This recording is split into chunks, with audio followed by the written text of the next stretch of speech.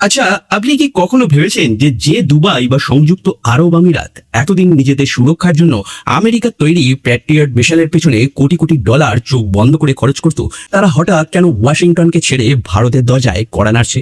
হ্যাঁ, আপনি একদম ঠিক শুনছেন। গত 24 থেকে 48 ঘন্টার ভেতরে বিশ্ব রাজনীতি এবং ডিফেন্স সার্কেলে একটি মারাত্মক পরিবর্তন এসেছে। আন্তর্জাতিক সংবাদ সংস্থা রয়টার্সের লেটেস্ট ডিফেন্স রিপোর্ট অনুযায়ী সংযুক্ত আরব আমিরাত আমাদের তৈরি ব্রহ্মোস মিসাইল এবং আকাশ তীর এয়ার ডিফেন্স সিস্টেম কেনার জন্য ভারতের সাথে ফাইনাল কথাবার্তা বলা শুরু করে দিয়েছে। কিন্তু এখন প্রশ্ন হলো যে হঠাৎ করে কি এমন পরিস্থিতি এলো যাতে আমেরিকার মতো পরাশক্তির ওপর থেকে দুবাইয়ের শেখদের ভরসা উঠে গেল? আর ভারত কিভাবে এই সুযোগে মধ্যপ্রাচ্যের জটিল দাবার বোর্ডে চীন এবং পাকিস্তানকে সম্পূর্ণ পেছনে ফেলে তার মহাচালটি চালল? দুবাই কেন ভারতের দিকে ঝুঁকছে সেটা বুঝতে গেলে আমাদের প্রথমে আমেরিকার অস্ত্র ব্যবসার একটি অন্ধকার দিক বুঝতে হবে। আমরা সবাই জানি যে মধ্যপ্রাচ্যের দেশগুলি দশকের পর দশক ধরে নিজেদের নিরাপত্তার জন্য সম্পূর্ণভাবে আমেরিকার উপর নির্ভরশীল ছিল। দুবাই বা সৌদি আরব সবাই আমেরিকার তৈরি প্যাট্রিয়ট বা থার্ড মিসাইল সিস্টেম ব্যবহার করে, কিন্তু আমেরিকার একটি নিজস্ব পলিসি আছে যাকে বলা হয় ওয়েপেন ডিপ্লোমেসি বা অস্ত্রের রাজনীতি। আমেরিকা যখন কোনো দেশকে অস্ত্র বিক্রি করে তখন তারা শুধু অস্ত্রই দেয় না, তার সাথে একগাদা রাজনৈতিক শর্ত তাদেরকে বিক্রি করে দেয়। অর্থাৎ আপনি আপনার কোটি কোটি ডলার দিয়ে কেনা মিসাইলটি কখন ব্যবহার করবেন, কার বিরুদ্ধে ব্যবহার করবেন, সেটা পরোক্ষভাবে কিন্তু এই ওয়াশিংটনই নিয়ন্ত্রণ করে। আর যখনই মধ্যপ্রাচ্যের এই ধনী দেশগুলি আমেরিকার কথার বাইরে গিয়ে নিজেদের স্বার্থে কোনো সিদ্ধান্ত নিতে যায়, তখন ওয়াশিংটন অস্ত্রের এই স্পেয়ার পার্টস বা ব্যাক এন্ড সফটওয়্যার এর সাপোর্ট বন্ধ করার হুমকি তাদেরকে দিয়ে থাকে। সংযুক্ত আরব আমিরাত ঠিক এই জিনিসটার মুখোমুখি হয়েছিল 2015 থেকে শুরু হওয়া ইয়েমেন যুদ্ধের সময়। বিশেষ করে 2021 সালে আমেরিকা হঠাৎ করেই ইউএই এবং সৌদির ওপর অস্ত্রের নিষেধাজ্ঞা চাপিয়ে দেয়। দুবাইয়ের শেখরা তখনই বুঝে গেছিল যে আমেরিকার ওপর ভরসা করে আজ তারা যে যুদ্ধ লড়ছেন সেই আমেরিকাই কাল তাদের মাঝ রাস্তায় ফেলে পালিয়ে যেতে পারে। আর সেই কারণেই নিজেদের ডিফেন্সে বৈচিত্র্য আনতে তারা ভারতে এই ব্রহ্মোস এবং আকাশ তীরের দিকে ঝুঁকছে। কারণ তারা বুঝেছিল যে নিজেদের অস্তিত্ব যদি টিকিয়ে রাখতে হয় তবে কোনো একটি দেশের ওপর অন্ধ ভরসা করা চলবে না। তাদের প্রয়োজন ছিল একটি কৌশলগত স্বাধীনতা, আর এই স্বাধীনতার খোঁজ করতে গিয়েই তাদের নজরে আসে আমাদের ভারত। এখন আপনাদের মনে প্রশ্ন আসতে পারে যে আমেরিকার কাছে তো বিশ্বের সবচেয়ে আধুনিক মিসাইল আছে, ইউএই কেন ভারতের কাছ থেকে ভারতের এই ব্রহ্মোস কিনতে চাইছে? তাই তো এখানে একটি বড় টেকনিক্যাল পয়েন্ট আছে যা আমাদের অবশ্যই একজন ভারতীয় হিসেবে আমাদের জানা দরকার, বা একজন ডিফেন্স অ্যানালিসিস হিসেবে আপনাদের জানা দরকার। আমেরিকার তৈরি বেশিরভাগ ক্রুজ মিসাইল, যেমন ধরুন টাইমক, এগুলো হলো সাবসোনিক মিসাইল, মানে এগুলো শব্দের চেয়ে কম গতিতে ওড়ে। এদের গতি ঘন্টায় থাকে খুব বেশি হলে 800 থেকে 900 কিলোমিটার। আধুনিক রাডার এবং এয়ার ডিফেন্সের কাছে এই গতির মিসাইল ট্র্যাক করে আকাশে ধ্বংস করা অনেক সহজ, খুব সহজ।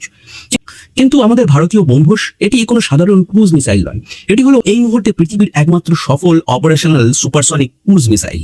এর গতি হলো 3 ম্যাক, অর্থাৎ শব্দের চেয়ে প্রায় 3 গুণ দ্রুত, ঘন্টায় প্রায় 3700 কিলোমিটার। এর গতি এত বেশি যে শত্রু দেশের রাডার যখন টের পাবে যে কোনো মিসাইল তার দিকে আসছে, ততক্ষণ ব্রহ্মোস তার টার্গেট ধ্বংস করে বেরিয়ে যাবে। শত্রুর ডিফেন্স সিস্টেম রিঅ্যাক্ট করার আগেই সিদ্ধান্ত নেওয়ার কোনো সুযোগই সে পাবে না। ফিলিপাইন ইতিমধ্যেই চীনের অগ্রাসন রুখতে ভারত থেকে ব্রহ্মোস কিনে নিজেদের উপকূলে মোতায়েন করছে। আর দুবাইয়ের শাসকরা খুব ভালো করেই জানেন যে পারস্য উপসাগরে তাদের তেল ট্যাঙ্কার আর শোধনাগারগুলি যদি সুরক্ষিত রাখতে হয় তাহলে ব্রহ্মোসের চেয়ে আর মারাত্মক ডিফেন্স কিছু হতেই পারে না। তবে এই চুক্তির আসল মাস্টার স্ট্রোক শুধু ব্রহ্মোস মিসাইল নয়, এর সাথে আর একটা জিনিস জড়িয়ে আছে, তার নাম হলো আকাশ তীর। আধুনিক যুদ্ধক্ষেত্রে একটি নতুন ট্রেন্ড শুরু হয়েছে, আপনারা সবাই দেখেছেন, তা হলো ড্রোন যুদ্ধ। শত্রু দেশ বা বিদ্রোহী গোষ্ঠীগুলি এখন কোটি কোটি টাকার যুদ্ধ বিমান পাঠায় না, তারা একসাথে 50 বা 100টির সস্তা সুসাইড ড্রোন বা কামিকাজে ড্রোন ঝাঁকে ঝাঁকে দেশের ওপর পাঠিয়ে দেয়, মানে শত্রু দেশের ওপর পাঠিয়ে দেয়। এখন সমস্যা হলো যে আমেরিকার তৈরি এই প্যাট্রিয়ট মিসাইলের যার এক একটি ইউনিটের দাম প্রায় $2000।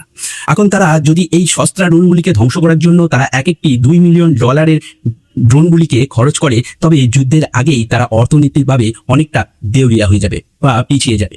আর এই জায়গাতেই ভারত একটি যুগান্তকারী সমাধান করেছে।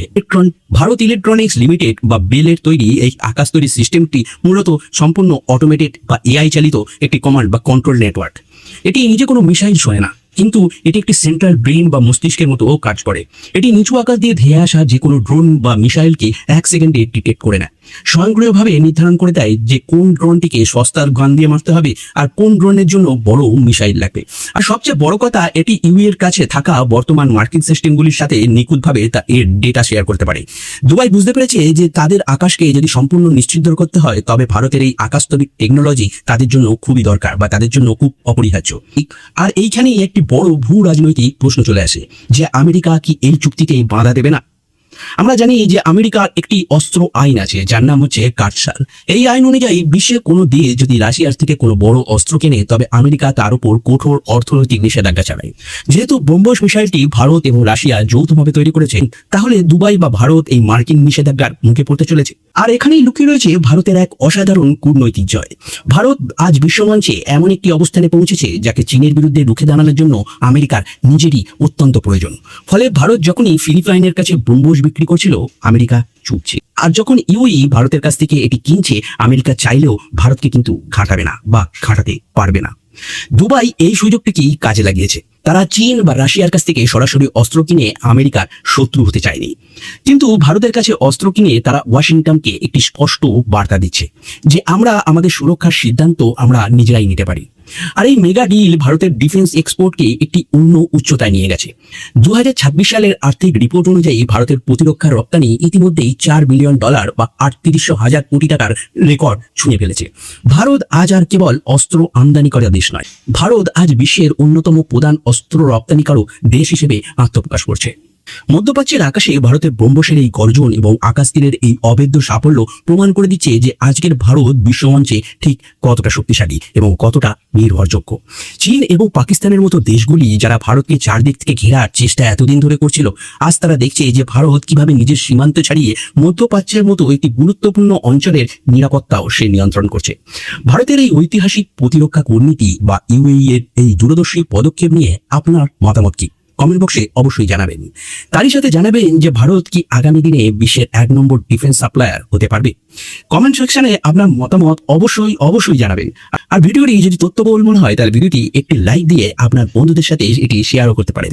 আর বিশ্ব রাজনীতি আর ভারতীয় প্রতিরক্ষার ক্ষেত্রে এইরকমই ইনসাইট বিশ্লেষণের জন্য আপনি চ্যানেলটি অবশ্যই সাবস্ক্রাইব করুন। তো দেখা হচ্ছে অন্য কোনো সময় আপনাদের প্রিয় চ্যানেল দ্য শ্যাডো ফাইলসে।